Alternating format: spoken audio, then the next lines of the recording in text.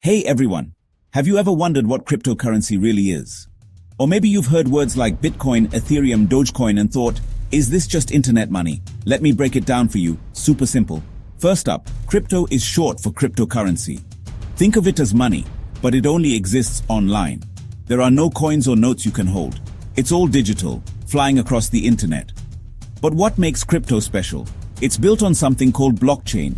Imagine a giant notebook open for everyone to see that records every single transaction. No one can erase or change what's written, so it's super secure.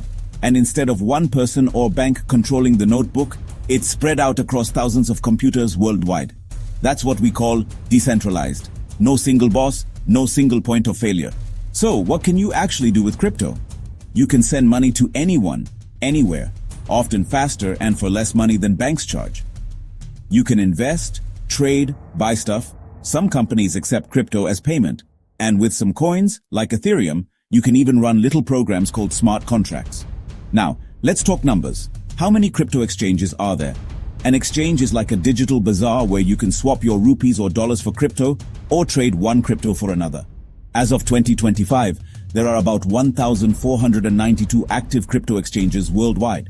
If you count every exchange that's ever existed, that number bumps up to around 1,637.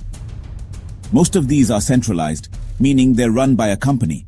But there are also decentralized exchanges, run by code and the community.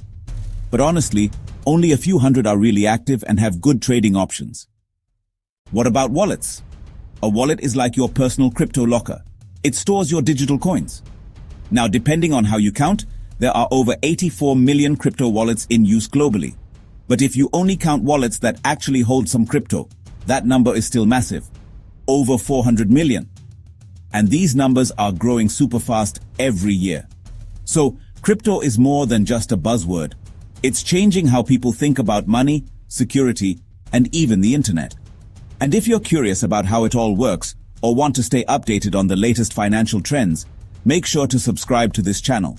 I'm starting a new series just for students, breaking down finance topics in easy language. So hit that like button, subscribe, and get ready to learn something new every week. Thanks for watching, and I'll see you in the next video.